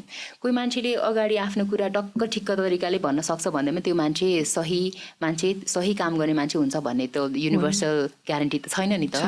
अनि त्यो एउटा सानो पार्ट मात्रै हो नि त लिडरसिप क्वालिटीको, होइन, राम्ररी बोल्न सक्नु, तर्क गर्न सक्नु भनेको त. तर कोही बोल्नै नसक्छ इन्ट्रोभर्ट मान्छेले पनि त दामी काम गरेर देखाउन सक्छ नि त, होइन, अब एक्जिक्युटिभ फर्ममा त. बाहिर देखाउनलाई टक्क त्यो मात्रै भएर त भएन नि, तपाईँको सिग्निफिकेन्स एसेन्स नै खाली छ भने. सो मलाई जहाँसम्म लाग्छ यो डाइरेक्ट कार्यकारी प्रमुखको कुरा गर्दाखेरि चाहिँ we should be more careful. Direct होस् वा नहोस्, एउटै कुरा म चाहिँ भन्न चाहन्छु कि आफ्नो इच्छा, but then make sure that you're choosing someone who is साँच्चीकै क्यापेबल हुनुहुन्छ, साँच्चीकै जनसेवाको भावना बोकेको मान्छे छ, जसले साँच्चीकै समस्या बुझेको छ. अघिकै जस्तो कुराहरू जति हामीले भन्यौँ, होइन, बालिन एकदम पपुलर छ but he doesn't care about rule of law whatever, अथवा he tries to do good आफ्नो क्यापेसिटीमा भए जति, होइन, mentally politically he has been doing good नै भन्नुपर्छ त्यो, होइन, अरूसँग कम्पेयर गर्दाखेरि. Sudan Gurung he tries to do good, तर उहाँहरूसँग एउटा त्यो प्यासन छ, अग्रेसन छ राम्रो गर्ने, ट्रान्सपेरेन्सी पनि देखिन्छ, होइन. तर उहाँले जरामा गएर, जस्तै म बालिन शाहको कुरा गर्छु, उहाँले काम गर्नुहुन्छ जस्तै यो सडकमा बेच्ने मान्छेहरूको जति पनि अथवा सुकुम्बासीको इस्यु जसरी सल्भ गरिराख्नु भएको छ, उहाँले माथि सुपरफिसियली मात्रै सल्भ गरिराख्नु भएको छ कि. कतिजनाले क्लेम गर्नुहुन्छ कि यो के भन्छ भ्रष्टाचारीहरूले बनाएको भनेर. Who knows where's the report, त एभिडेन्स छ त, भए पनि why are not talking about that. तपाईँले किन अगाडि आएर कन्भिन्स किन गरिराख्नु भएको छैन. तर त्यहाँ 10 जना गलत मान्छेलाई तपाईँले विस्थापन गर्दै गर्दा त्यहाँ 2 जना त साँच्चीकै गरिब होला नि त, कहीँ जाने ठाउँ नहोला नि त उसको त. अनि उसको लागि के गरिराख्नु भएको छ त. तपाईँले साँच्चीकै समस्याको टुप्पो मात्रै निमोठिराख्नु भएको छ कि जरै उखालिराख्नु भएको छ त. सो एउटा कम्प्लिटली ट्रु लिडरले चाहिँ समस्याको जरालाई पनि पहिचान गर्छ जस्तो लाग्छ मलाई चाहिँ, है. टुप्पो मात्रै भाँच्ने, होइन, हाँगा मात्रै भाँच्ने होइन, तपाईँले जरा नै उखाल्ने कोसिस गर्नु पर्यो. अनि सडकमा बेच्ने मान्छे कोही पनि होला नि त्यहाँ, कोही मान्छे अब त्यो एउटा न्युज देखा होला, होइन, सुजिनाले पनि युट्युबमा, जो मान्छे चाहिँ सडकमा मागेर छ तर उसको यति धेरै के छ, त्यस्तो मान्छे त धेरै त हुँदैन नि त. त्यो त एक्सेप्सन हो, एक्सेप्सन लाइज एभ्रिवेयर, राइट. तपाईँले एक्सेप्सनलाई जेनरलाइज गरेर त कुनै पनि कदम चाल्नु भएन नि त. जस्तै के भन्छ हाम्रो क्रिमिनल लको प्रिन्सिपल पनि छ नि त, होइन. जतिसुकै क्रिमिनल यु क्यान से जोस् 100वटा क्रिमिनल छुटोस् तर एउटा निर्दोष चाहिँ जेलमा नपरोस्. सो त्यस्तै हो नि त. True justice lies in that principle लाग्छ है मलाई चाहिँ, होइन. एउटा गरिबले, एउटा कमजोर मान्छेले 100 जनाको गल्तीको प्राइस किन पे गर्नु, होइन. अनि इच एन्ड एभ्री सिटिजनको प्रोटेक्सन हो नि त ड्युटी गभर्मेन्टको त, होइन. तर तपाईँले त्यो गर्दै हुनुहुन्छ त. सो मलाई लाग्छ Balen can be better, he is doing good. उहाँले अझै पनि राम्रो गर्ने ठाउँ छ, गर्न सक्नुहुन्छ. जस्तै जरा नै उखाल्ने कोसिस गर्नुभयो भने. अनि अर्को कुरा, अब सुदन गुरुङको कुरा गर्दाखेरि हि केम एकदमै हाइलाइटमा आएको मान्छे मुभमेन्टबाट, होइन. Though he has been working harder पहिलादेखि नै. उहाँलाई जजले चिन्नुहुन्थ्यो, राम्रै कामको लागि चिन्नुहुन्थ्यो. हरेक केही सानो सानो कुरा हुँदा पनि हामी नेपाल सुदन गुरुङ भनेर ह्यासट्यागै चल्छ नि त, होइन, सोसियल मिडियामा. अनि I think he can also do better as a leader. किनकि कतिजनाले अब लिडरै भनेर म डिफ्याक्टो जोरे के त्यो त्यस्तो भएको छैन, लेजिटिमेट लिडरै हो भनेर भन्दा कन्ट्राडिक्टरी होला. But then he has been trying to lead नि त थिङ्स, होइन, युथहरूलाई. सो आई थिङ्क अर्को कुरा चाहिँ उहाँले के गर्न सक्नुहुन्छ जस्तो लाग्छ भने मलाई चाहिँ he can be more political. किनकि यो अहिलेको इस्यु भनेको पोलिटिकल हो, यो कुनै पनि व्यक्ति वा संस्थाको होइन. यो देशभरिको political issue, political landscape change गर्ने, सिफ्ट हुने मौका हो. यतिखेर तपाईँ पोलिटिकल हुन सक्नु भएन भने you can no longer be relevant person or relevant institute or entity whatever you are, होइन. तपाईँले आफूलाई कुन तरिकाले स्थापित गरिराख्नु भएको छ त्यो अर्को कुरा. तपाईँको इन्टेन्सन म्याटर गर्छ, but then how you're representing yourself and तपाईँको इस्युजहरू कसरी राख्नु भएको छ र त्यसको इम्प्याक्ट के छ त भन्ने कुरामा पनि ध्यान दिएर अलिक more political, more thoughtful, more sensitive भएर काम गर्नुभयो भने all of them have lot of capacity to do things, better things, जनताको लागि आफ्नो लागि पनि लाग्छ मलाई चाहिँ. So yeah Did I just miss question? जस्तै हजुरले म्यान्डेटमा चाहिँ हजुर। उमेर हद चाहिँ 21 देखि 70 राख्नुभएको छ होइन, जस्तै पोलिटिकल मतलब चुनावमा उठ्नको लागि, जस्तै स्थानीय तहमा होस् वा नेसनल लेभलमा होस्। तर इज द्याट रिजनेबल? किनभने 21मा लाइक एजुकेसन पनि कम्प्लिट भएको हुँदैन, उसले एक्सपिरियन्स पनि उसको खासै हुँदैन होइन। So is it really reasonable भन्ने खालको प्रश्न यो चाहिँ मैले चाहिँ राखेको होइन Sujina. Okay, there are lot of people, अघि नै भनिहालेँ, ग्रुप एन्ड पिपल यसमा एसिमुलेट गर्ने, रिराइट गर्ने, लिगली हेर्ने काम चाहिँ मैले गरेको साथै अरू पनि केही लयर साथीहरू। यसमा चाहिँ यो चाहिँ एज चाहिँ 21 र 70 चाहिँ किन भन्दाखेरि चाहिँ देयर वाज यो डेमोक्रेटिक कलेक्टिभ हुने क्रममा नै राखेको। अब तपाईँले 18 इयर्स पुगेपछि अथवा तपाईँले नागरिकता लिन मिल्छ भने अथवा भोट गर्न मिल्छ भने 20 इयर्ससम्मको मान्छेहरूले होइन। सो 21 पुगेपछि किन एमपी बन्न नसक्ने, चुनावको लागि किन लड्न नसक्ने, यस्तो यस्तो टाइपको लजिकबाट राखेको यो चाहिँ। अब कतिसम्मको ऱ्यासनल हो भने it's open for the discussion है। अनि सबैले आफ्नो आफ्नो मत पनि राख्न सक्नुहुन्छ। It's not sign yet, it's not finalize yet. अनि 70 वर्षसम्मै राख्ने त भन्नेमा म पनि थिएँ एकजना होइन। आर यु स्योर 70 वर्ष होइन? ल 21 को मान्छेसँग एनर्जी हुन्छ, हामीले उहाँलाई ट्रेन त गर्न सकिन्छ। 70 वर्षको मान्छे नै राख्ने हो। एक त फेरि अर्को पनि छ, 70 वर्षको मान्छे एक्सपिरियन्स हुन्छ अलरेडी होइन, स्किल हुन्छ। But still is that in a rational enough भन्ने टाइपको कन्भर्सेसन हामी बिच पनि चलेको हो। अब त्यही मोर डेमोक्रेटिकली यो डकुमेन्ट गर्ने क्रममा यो राखेको, जसमा मेरो अलिक न्युट्रल टाइपकै छ मेरो स्ट्यान्ड चाहिँ। सो जस्तै अहिले चाहिँ के पनि यो जेनजी प्रोटेस्ट पछि चाहिँ क्लेम चाहिँ के पनि छ भने चाहिँ मेन स्ट्रिम पोलिटिकल पार्टिजको लिडर्सहरू जुन शीर्ष नेताहरू हुनुहुन्छ उहाँहरूले चाहिँ आफ्नो पावर चाहिँ ह्यान्डओभर गर्नुपर्छ। अब चाहिँ युथहरूलाई दिनुपर्छ होइन, युथहरूलाई पनि टिकट दिनुपर्छ, युथहरूको रिप्रेजेन्टेसन हुनुपर्छ पोलिटिक्समा भन्ने खालको कुरा छ। सो यो जेनेरेसनल ट्रान्जिसनलाई चाहिँ सजिलो गर्नको लागि चाहिँ अब के कस्तो रिफर्म्सहरू चाहिँ आउनुपर्छ जस्तो लाग्छ? पोलिटिकल पार्टीको स्ट्रक्चर्सहरूमा केही चेन्जेस आउनुपर्ने हो कि न? अब कानुनले नै कोटा सिस्टम ल्याउनु पर्ने हो कि यस्तै पोलिटिकल पार्टीमा चाहिँ यति वर्षको युथहरूको चाहिँ यति पर्सेन्टेज रिप्रेजेन्टेसन हुनुपर्छ भन्ने खालको त्यसरी नै कानुनी रूपमै आउनुपर्ने हो कि? अब कसरी चाहिँ पोसिबल होला त्यसलाई युथको रिप्रेजेन्टेसन? हामीले यो के भन्छ जेनजी मुभमेन्ट अलायन्स अन्तर्गत चाहिँ वी डिड लट अफ यो डिस्कोर्स डायलग प्रोग्रामहरू पनि। त्यहाँ चाहिँ हामीले शीर्ष पोलिटिसियनदेखि एकदमै अग्रपङ्क्तिमा हुने पोलिटिसियन्सहरूलाई बोलाएर पनि हामीले कार्यक्रम गरेका थियौँ। अनि यसमा जस्ट लाइक यो आस्क्ड क्वेसन मलाई हामीले उहाँहरूलाई सोधेका थियौँ होइन। अनि ओपिनियन मेकर्स अनि यो जति पनि अलिकति अग्रपङ्क्तिमा हुनुहुने लिडिङ के भन्छ एडिटर्सहरू मिडियामा होइन, उहाँहरूलाई पनि बोलाएको थियौँ हामीले। ओपिनियन मेकर्सहरूदेखि लिएर नागरिक समाजको हेडहरू जो लिडरसिपमा हुनुहुन्छ, इम्प्याक्टफुल पोजिसनमा हुनुहुन्छ उहाँहरूलाई, अनि पोलिटिसियनको डिफ्रेन्ट लेभलको पोलिटिसियन्सहरूलाई पनि बोलाएर वी आस्क दिस क्वेसन। त्यहाँबाट कस्तो खालको त्यो डायलगहरू राख्यौँ, त्यसमा कस्तो खालको निचोड आयो भन्दाखेरि चाहिँ पुस्ता हस्तान्तरण एकदमै धेरै इम्पोर्टेन्ट छ। सास पनि तपाईँको किडनीले काम गर्नु छोडिसक्यो, but still you have that impeccable त्यो लोभ कुर्सी उहाँलाई जिउ नै चाहिएको छ। आराम गर्नुहोस् न, भ्याकेसन जानुहोस्, बरु आफ्नो एक्सपिरियन्स जति छ that's amazing. You have the amount of experience they have. अनि अमेजिङ छ नि त हामी जति पनि अहिले जस्तोसुकै भ्रष्ट लेभलमा पुगेका हुन्, उहाँहरूको एक्सपिरियन्सको कुरा गर्ने हो भने त दे हेभ कमेन्डेबल नि त होइन, जुन हिसाबले राजनीतिमा आउनु भएको छ होइन।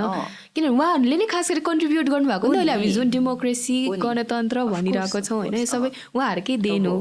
यो आजको समस्या अराजकता पनि उहाँहरूकै देन हो, हामीले पाएको सुख पनि उहाँहरूकै देन हो, दुइटै कुरा उहाँको देन हो। अनि त्यसको लागि अनरसिप पनि दिनुपर्छ र रेस्पोन्सिबल पनि होल्ड गर्नुपर्छ होइन उहाँहरूलाई, मलाई त्यस्तो लाग्छ। अनि यो पुस्ता हस्तान्तरण गर्नु चाहिँ किन इम्पोर्टेन्ट छ अथवा कसरी हुन्छ भन्ने कुरामा चाहिँ हामीले डिस्कसन गर्ने क्रममा चाहिँ वर केम टु नो भन्दाखेरि चाहिँ एकदमै धेरै त्यो रिजिडनेस के पोलिटिकल पार्टीभित्रको स्ट्रक्चरमा झोले तन्त्र हुन्छ नि। कति वर्ष तपाईँ कार्यकर्ताको रूपमा काम गरेपछि मात्रै यु गेट टु प्रमोटेड एउटा पोजिसनमा, त्यो पनि सानो एउटा पोजिसनमा पुग्न पनि यु हेभ टु डु आफ्नो जिन्दगी बितिसक्छ, फ्यामिली लाइफ डामाडोल भइसक्छ, पर्सनल रिलेसनसिप्सहरू कहाँ पुग्छ। यो सेक्रिफाइस अलट एउटा झोला बोक्न पाउनुलाई मात्रै, एउटा भ्रष्ट नेताको छेउमा उभिन पाउनलाई मात्रै पनि के त्यस्तो खालको ट्रेन्ड छ। त्यसलाई इराडिकेट नै गर्नु पऱ्यो कि भन्ने कुरा कन्भर्सेसन होल्ड गर्दै गर्दाखेरि चाहिँ उहाँहरूसँग पनि हामीले के भन्यो भन्दाखेरि पोलिटिकल पार्टी एक्टदेखि लिएर तपाईँ पार्टीको आफ्नो आफ्नो स्ट्याट्युटमा पनि रिफर्मेसन गर्नु पर्यो। अनि पुस्ता हस्तान्तरण चाहिँ तपाईँहरूले पुस्ता हस्तान्तरण, रूपान्तरण अनि पुनर्निर्माण सबै कुरा नै हुनु पर्यो। अब तपाईँहरूको लिडरसिप भनेको सेन्ट्रलाइज हुनु भएन, यो हुन्छ नि डिसेन्ट्रलाइज हुनु पर्यो। त्यसमा नयाँ पुस्तालाई पनि स्थान हुनु पर्यो। टिकट दिनेदेखि लिएर टिकट दिने कुरा सेन्टरमा बसेर डिसाइड गर्नु भएन। जनताले जसलाई चुज गर्छ, जनताको लागि जसले काम गर्ने सक्षमता राख्छ त्यो मान्छेलाई दिनु पर्यो। You have to work on that. खोज्नु पर्यो मान्छे जो आउँछ जिउ गर्छ उसलाई दिने होइन, जो आउँछ तपाईँको झोला बोकिन्छ छेउमा सुगरकोट गरेर हैरान गर्छ होइन। अनि तपाईँ पनि सुगरकोट गरेको भाषा त्यो चाकडी लिएर चाहिँ कहिल्यै थाक्नुहुन्न भने तपाईँ पनि प्रब्लम हो, र जसले सुगरकोट गर्छ त्यो मान्छे नि प्रब्लम हो। You can be kind, you can be nice, but you should be pragmatic and rational as well पनि होइन भन्ने लाग्छ मलाई चाहिँ। सो वी हेभ अल्सो के हुनुपर्छ भन्दा पनि हामीले पनि के भन्यो भनेर जति पनि पोलिटिकल पार्टीहरूसँग डिस्कसन गर्ने क्रममा गऱ्यौँ। वी टोल्ड देम द्याट तपाईँहरूले आफै नै पहिचान गर्नु पऱ्यो समस्या कहाँ छ भनेर, र त्यसको समाधान के हो समाधानसहित आउनु पऱ्यो। र तपाईँहरूको पोलिटिकल पार्टीमा उमेरगत पोलिटिकल लिडरसिप होइन, क्षमतामा आधारित भएर गर्नु पर्यो। अनि जनताले चुज गरेको आधारमा गर्नु पर्यो। जनताले कसले चाहन्छ त लिडरसिपमा त्यो मान्छेलाई ल्याएर गर्नु पर्यो। Just because you have been यति वर्ष मैले चाकरी गरेको छु अब मेरो पालो भनेर यो म्युजिकल चेयरको गेम बन्द हुनु पर्यो भन्ने टाइपले। अनि दे हेभ सेड उहाँहरूले पनि कमिटमेन्ट देखाउनु भएको छ कन्भर्सेसन गर्ने क्रममा चाहिँ। अब हेरौँ कस्तो हुन्छ होइन। विल चेन्ज पोलिटिकल पार्टीको एक्टदेखि लिएर स्ट्याट्युटदेखि लिएर भित्रको संरचनागत कुरादेखि लिएर इन्क्लुजनको कुरादेखि लिएर will be working on that भनेर प्रतिबद्धता जनाउनु भएको छ, ऐक्यबद्धता देखाउनु भएको छ, जनाउनु भएको छ। वी आर होपफुल होइन, किनकि उहाँहरूको पनि भावी पुस्ता आउँछ। अनि त्यो भावी पुस्ताले क्वेसन गर्नेछ उहाँहरूलाई पनि होइन। After all this movement, after all the state brutality, police brutality and extrajudicial killing, अनि मर्डरै भनौँ न, स्टेटले मर्डरै गरेको हो नि होइन। निर्दोष बालिकाहरूको 6 घन्टा नि नपुगिकन just because they had no immediate threat नि त होइन, कुनै पनि खालको इमिडिएट थ्रेट थिएन कि जस कारण चाहिँ they had to suit them till death होइन। सो त्यो लेभलको यो डरलाग्दो सिन तपाईँलाई फेरि चाहिएको छैन भने यु सुड चेन्ज। पुस्तान्तरणदेखि लिएर स्ट्रक्चरल रूपान्तरणदेखि लिएर पुनर्निर्माणको कुराहरूदेखि लिएर जति पनि डिसमेन्टल गर्नुपर्ने स्ट्रक्चर नीति नियमहरू छ त्यो सबै गरेर मात्रै अगाडि बढ्न सकिन्छ। Otherwise you're the same gutter still होइन। अनि युथलाई इन्भल्भ गर्ने कुरामा त युथलाई इन्भल्भ नगरी तपाईँ नयाँ सरकार बनाउन सक्नुहुन्न, नयाँ बन्न सक्नुहुन्न। नाम मात्रै जेनजी कङ्ग्रेस बनाएर जेनजी एमाले बनाएर के हुनेवाला छैन। र अर्को कुरा चाहिँ म के पनि थप्न चाहन्छु भन्दाखेरि यो पोलिटिकल पार्टीभित्रको डिसमेन्टलिङ एन्ड रिकन्स्ट्रक्सनको कुरा गर्दै गर्दाखेरि चाहिँ जति पनि जेनजीहरू हुनुहुन्छ उहाँहरू एमालेमा पनि हुनुहुन्छ, अहिले कङ्ग्रेसमा नि हुनुहुन्छ, माओवादीमा नि हुनुहुन्छ, राप्रपामा नि हुनुहुन्छ, कहाँ हुनुहुन्छ, जहाँ पनि हुनुहुन्छ, जहाँ हुनुहुन्छ द्याट्स फाइन। मलाई चाहिँ के लाग्छ भने तपाईँहरूको अधिकार हो आफ्नो पार्टी चुन्ने, but then don't forget what you stand for. यो मुभमेन्ट के को लागि भयो, तपाईँ एमालेभित्र काम गर्नु छ फाइन, एमाले भित्रको एउटा मान्छे गलत हो, 2टा मान्छे गलत हो, नट द एमाले पुरै होइन। अब द्याट डजन्ट फेरि उहाँहरू पुरै सेन्ट एन्ड एनिथिङ भन्न खोजेको होइन। जे होस् रिजर्भेसन छ एमालेको अगेन्स्टमा, मेरो पर्सनली पनि होइन। त्यो एज अ जनता जो मान्छे हामी मार्जिनलाइज भयो त्यो नेचुरल पनि हो होइन। उहाँहरूले यो कुरालाई हटाउन सक्नुहुन्छ, दे हेभ मौका छ उहाँहरूलाई, उहाँसँग रिसोर्सेस पनि छ, क्यापेसिटी पनि छ। अनि द्याट्स थ्रु कसरी भन्दाखेरि अहिलेको जेनजीहरूले जति पनि उहाँले एमाले जेनजी भन्नुभएको छ उहाँहरूलाई स्थान दिनुहोस्, उहाँलाई लिडरसिपको लागि दिनुहोस् होइन। यो मुभमेन्ट के भएको छ त्यो इस्युमा काम गर्न दिनुहोस् होइन। अब तपाईँ त्यो सत्ता कब्जा गरेर नबस्नुहोस्। जेनजी हामी अलायन्स नै भएर जानुपर्छ भने चाहिँ जेनजीको फाल्टै ग्रुप मात्रै बन्नुपर्छ भन्ने छैन। जुन चाहिँ पोलिटिकल पार्टीमा जानुहोस् तपाईँलाई अहिलेको नयाँ चाहिने कुरामा काम गर्न दिनुहोस् न, मुभमेन्टलाई बोक्न दिनुहोस् न उहाँहरूलाई। पोलिटिकल पार्टीको पपेट नबनाउनुहोस्। तपाईँले त्यो झोले तन्त्रमा उहाँहरूलाई नघुमाउनुहोस्। जस्ट गिभ दम अथोरिटी, गिभ दम पावर, गिभ दम स्पेस, डिसिजन मेकिङ पावर दिनुहोस्। Things can change. तपाईँहरूलाई हेर्ने नजर बदलिन्छ, पोसिबल छ त्यो लाग्छ मलाई चाहिँ। सो या जस्तै अब म चाहिँ होपफुल छु होइन चुनाव हुने कुरामा, तर स्टिल हाफ अफ द पपुलेसनलाई चाहिँ अब फागुन 21 गते चुनाव हुँदैन होला होइन, अब एमालेको यता ऊ भइरहेछ, ऊ रेजिस्ट गरिरहेछ, उसले मानिरहेको छैन, सो भन्ने खालको छ नि त। सो तपाईँलाई चाहिँ अब के लाग्छ, अब सरकारले प्लस जनताहरूले चाहिँ अब के गर्नुपर्छ यो चुनाव चाहिँ सक्सेसफुल गराउनको लागि? मलाई चुनाव सक्सेसफुल हुन जरुरी छ, बट द्याट इज क्वेसनेबल पनि छ नि त होइन, टाइमलाइनदेखि लिएर। अनि फागुन 21 गते त होली पनि पर्ने रहेछ होइन। अस्ति भर्खर जस्ट केम टु नो उस्तै भयो हाम्रो बोर्ड एक्जाम पनि। त्यही सो होलीको बेला त होली त एकदम ठुलो चाड हो नि त नेपालमा होइन। अनि होली मनाउन जाने कि भोट गर्न जाने कि, सो आई डोन्ट नो। मलाई जहाँसम्म लाग्छ चुनाव हुनुपर्छ। If you don't want another kind of त्यो पोलिटिकल भ्याकुम एन्ड क्याओस, बाङ्लादेश जस्तो नहोस् भन्नलाई हामीले चुनाव चाहिँ गर्नै पर्छ। अनि नयाँ पर्मानेन्ट गभर्मेन्ट इस्टाब्लिस गर्नै पर्छ। हामीलाई पार्लियामेन्टको एकदम धेरै जरुरी छ, अनि त्यो चाहिन्छ नै, हामीले भोट गर्नै पर्छ त्यसको लागि।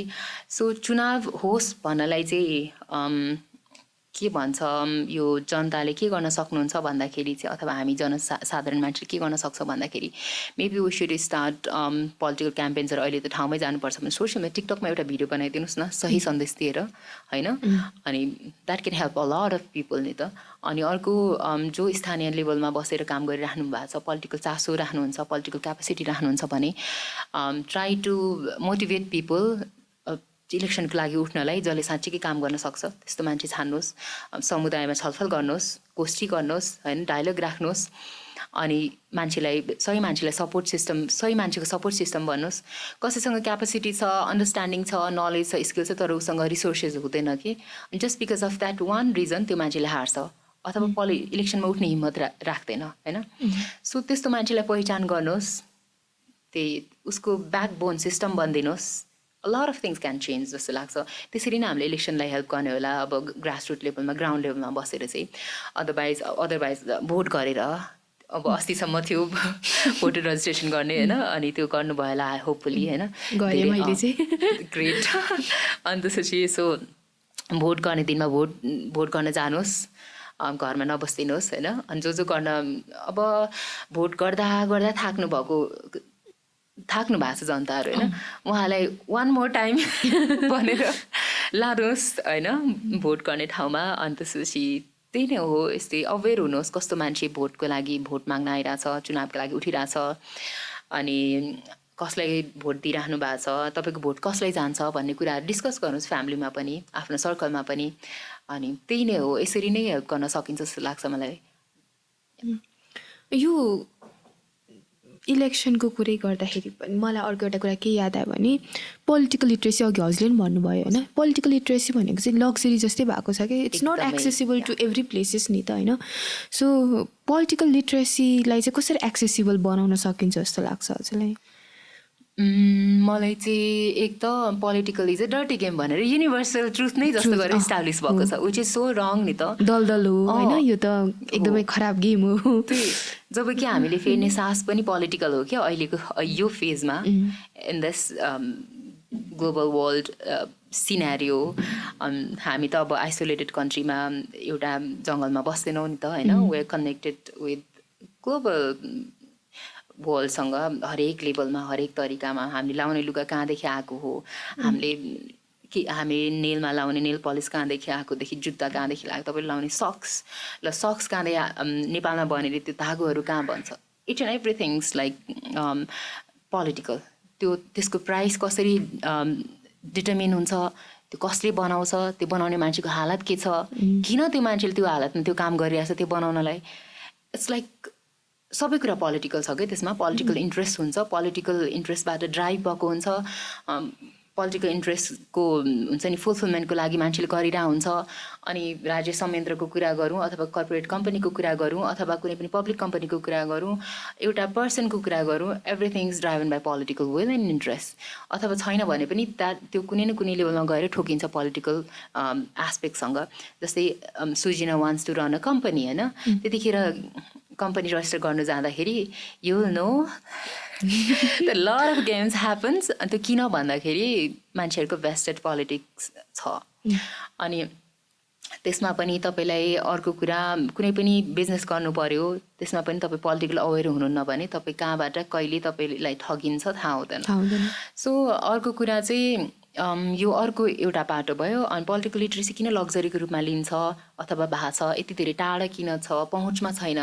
साधारण मान्छेको भन्दाखेरि चाहिँ हाम्रो education system is a failure लाग्छ क्या मलाई कति वर्ष पुरानो पाठ्यक्रमको आधारमा अहिले पनि पढाइन्छ द्याट्स वाइ अहिलेको बच्चाहरूलाई पढ्नै मन लाग्दैन कि उनीहरूले they don't see anything for themselves त्यो पाठ्यक्रममा बुकमा उनीहरूलाई साँच्चीकै मनपर्ने र काम लाग्ने अथवा पढु लाग्ने छैन कि अनि त्यही पुरानो घिसिपिटी रटाएको छ आई मिन घोकन्ती विद्या भयो त्यो अब अहिले स्कुलमा के पढाएको थियो भनेर सम्झाउँदा मलाई अहिले के चाहियो त्यो स्कुलमा पढेको कुरा अहिले कहाँ अप्लाई हुन्छ भन्ने पनि हुन्छ क्या कहिलेकाहीँ त्यसो भनिराख्दाखेरि फेरि ठक्क यो पढेँ त्यो भोलि नै काम लाग्नुपर्छ भन्ने पनि छैन होइन but then more of it should be यस्तो कुरा जो साँच्चीकै तपाईँलाई इम्पावर गरोस् कि जस्तै कति कन्भर्सेसन भएको छ कि 10 कक्षा पढिसकेको बच्चाले आफै कमाउन सकोस् आफ्नो केही निर्माण गर्न सकोस् आफ्नो लागि अथवा +2 सिद्धेपछि कम्तीमा होइन अनि ब्याचलर सिद्धि मास्टर सिद्धिसक्यो तैपनि पिपल आर अनइम्प्लोइड बिकज त्यो एजुकेसनले त्यो मान्छेलाई त्यो लेभलमा सेपअप गरेन स्किल नै गरेन कि इम्पावरै गरेन कि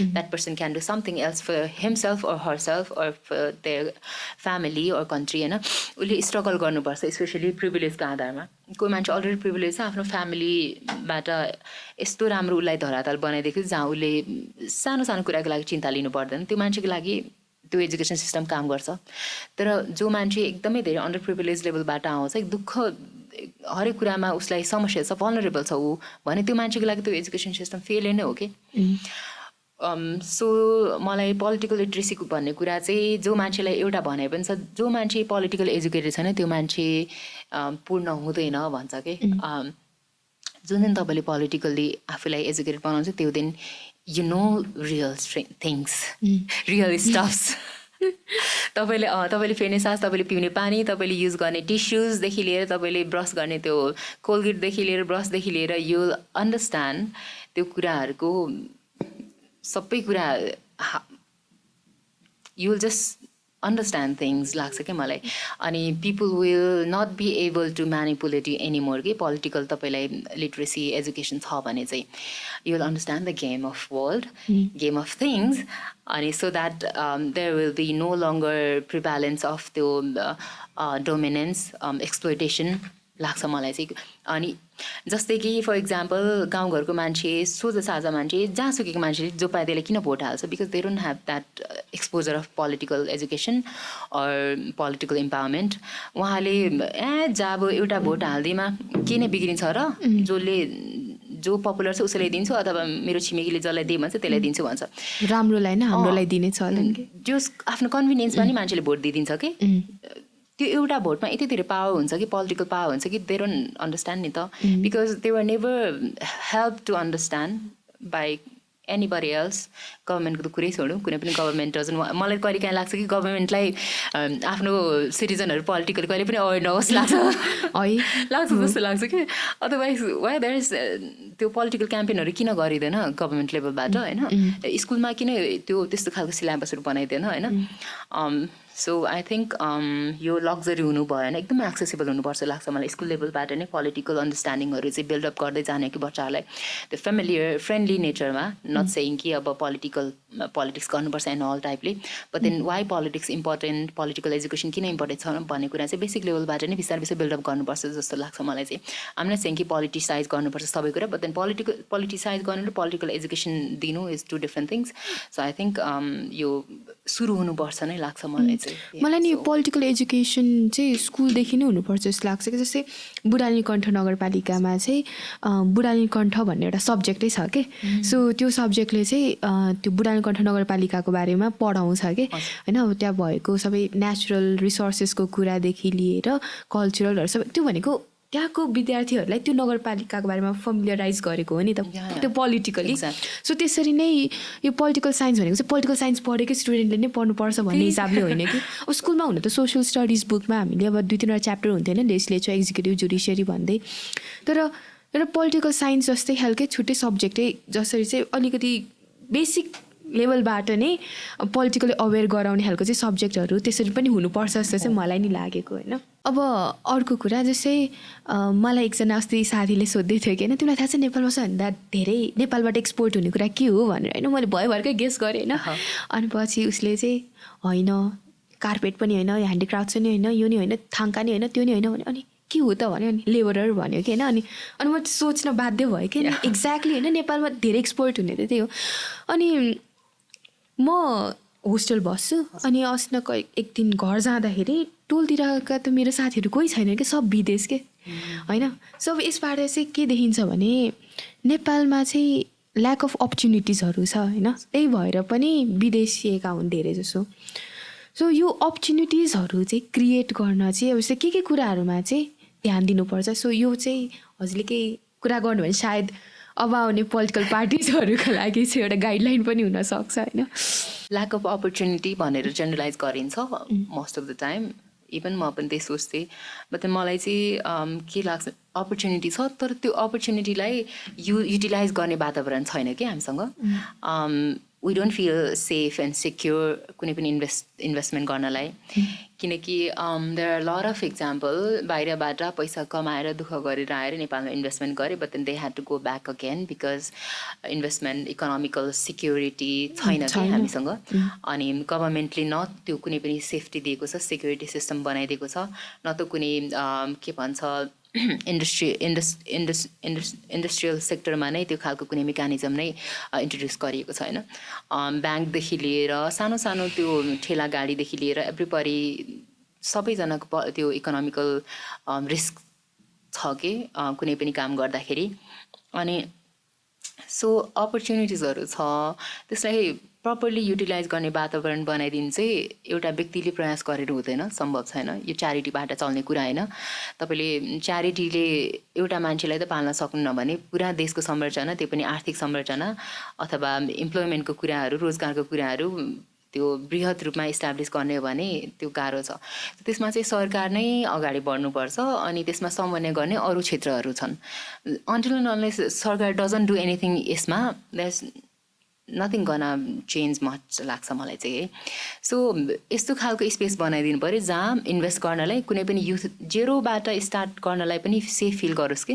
कन्फिडेन्स फिल गरोस् कि अपर्च्युनिटी छ त्यो अपर्च्युनिटीमा काम गर्न मन लाग्छ आइडियाजहरू आउँछ तर आउटकमको ग्यारेन्टी छैन ओके ग्यारेन्टी त्यो प्र्याक्टिकली हुँदैन बट देन एउटा पोलिसी वाइज अनि भोलि गएर मलाई लस भयो भने म त्यो लसको रिपेरेसन कसरी गर्ने त भन्ने त चाहियो नि त सो अलि रिपेरेटिभ सिस्टम बनाइदिनु हो कि होइन बिजनेस इन्डस्ट्री अथवा केही काम गर्ने मान्छेहरूलाई but then we don't have that so I think government should introduce such mechanism जहाँ चाहिँ मान्छेले मलाई केही लस भयो भने मलाई केही हेल्प हुन्छ है होइन आई वोन्ट बी लुजिङ 100मा 100 नै भने कम्तीमा 50% जति त रिपेरेसन आओस् न त होइन so that person can do something else चाहे त्यो सानो नै होस् उसले आँटेको भन्दा होइन तर छैन नि त when you're losing everything it's like risk is so high that person कुनै पनि मान्छेले आँट गर्न सक्दैन कि आफूले देखेको अपर्च्युनिटीमा पनि हात हाल्नलाई so opportunities are there lot of opportunities risk पनि त्यति नै छ हाई नै छ रिस्क पनि होइन सो त्यो रिस्कलाई मिटिगेसन गर्नलाई गभर्मेन्ट सुड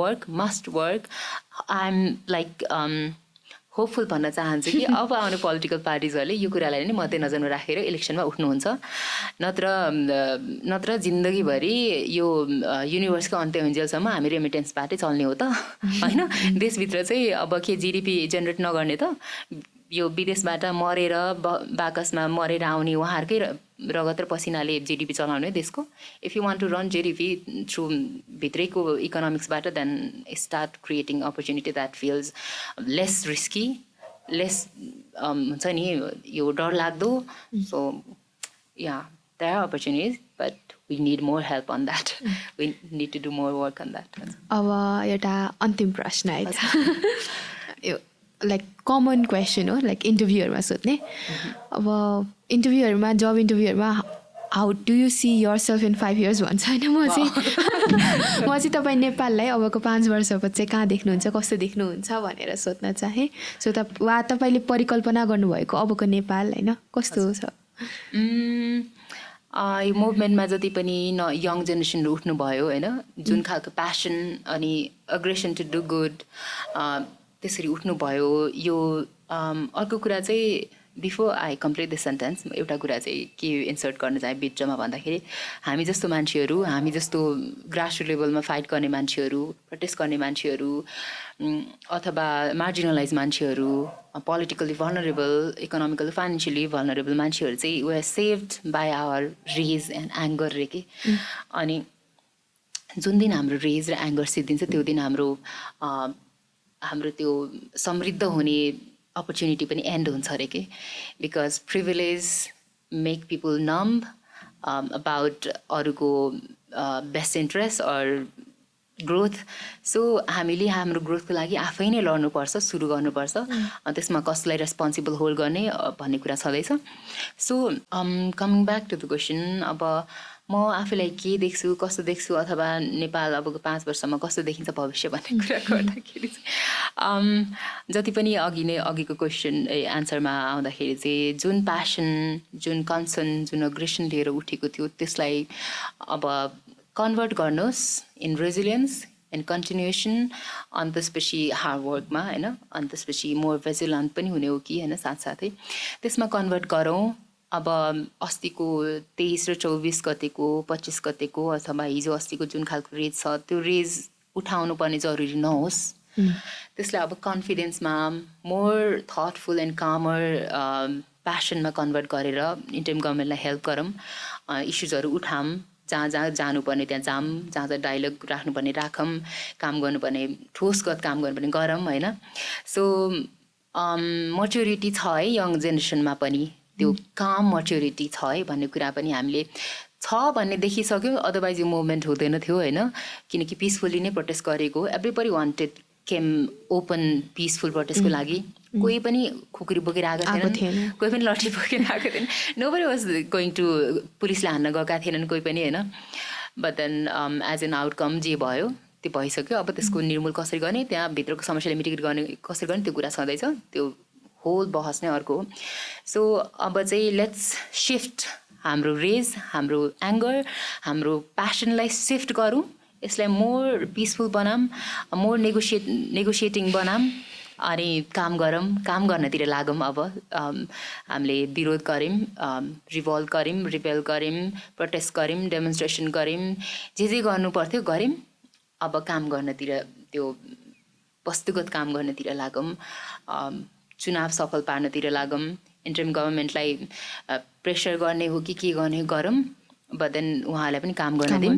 अनि काम गर्ने वातावरण भित्र पनि बनोस् बाहिर पनि बनोस् सो त्यसमा जसले जे गर्नुपर्छ गरौँ विथ मच्योरिटी रेजलाई कन्सिस्टेन्ट राखौँ yet make it more the calmer and more thoughtful sensitive as well because तपाईँको एउटाको रेजले it's gonna harm everybody else नि त तपाईँले लिएको डिसिजन तपाईँले लिएको एक्सनले तपाईँलाई पनि हार्म गर्छ तपाईँको अपकमिङ जेनेरेसनले हार्म गर्छ तपाईँको वरिपरिको मान्छेलाई नै हार्म गर्छ सो मेक स्योर तपाईँ कुनै पनि स्टेप लिनु भएको छ भने त्यसले चाहिँ सबैको लागि फ्रुटफुल कन्सिक्वेन्स दिन्छ सो यहाँ अबको 5 वर्षमा म आफूलाई चाहिँ I like to be politically active भन्ने कुरा भर्खरै मैले रियलाइज गरेको आई नेभर थट म पोलिटिकली एक्टिभ हुन्छु एन्ड अल मलाई पनि त्यस्तो लाग्थ्यो म त बाहिर पढ्न जान्छु I want to do another masters त्यसमै म डकुमेन्टेसनको काम सुरु गर्न लागेको थियो मुभमेन्ट सुरु हुनुभन्दा अगाडि अनि so but then I see myself as a politically active अब बिस्तारै subsequently and त्यसको पनि subsequently by so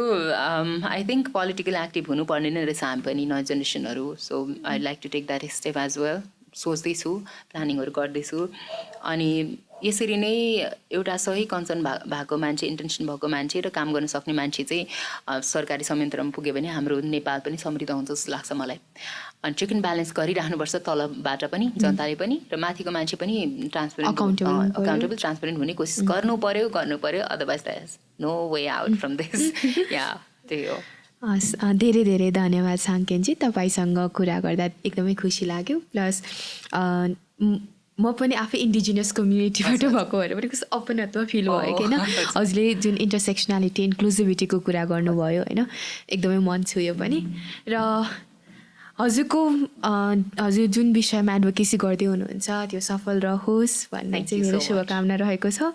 र हजुरले, मैले र सबैले आशा गरे जस्तै चुनाव पनि सक्सेसफुल होस् र 5 वर्षपछि चाहिँ 5 वर्ष किन होइन, छिट्टै नै त्योभन्दा सकेसम्म छिट्टै नै पनि नेपाल चाहिँ एकदमै विकसित भएको होइन, सुखी भएको, सुशासन पनि भएको सबै देख्न पाइयोस्। आजलाई यति, धेरै धेरै धन्यवाद। Thank you so much, Sujina, for having me. You have been a wonderful host. I hope फेरि पनि आउन पाइन्छ, धेरै कुरा गर्न पाइन्छ। त्यसको लागि काम गर्नु पर्यो, काम गरेपछि मात्रै मान्छेले बोलाउने पनि होइन। So I hope I can be able to do more work. Thank you so much, Sujina, for having me.